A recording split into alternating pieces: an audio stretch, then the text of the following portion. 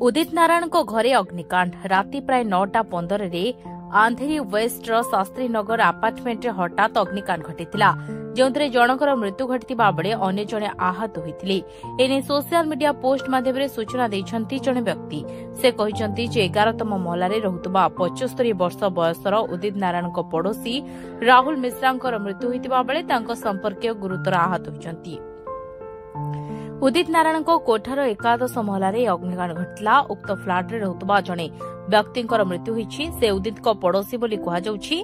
घरे अग्निकांड कारण अनुसंधान जारी रही केतेक वैद्युतिक त्रुटि किंबा दीप जोगु एही अग्निकांड घटिबा जଣା पड़िछि।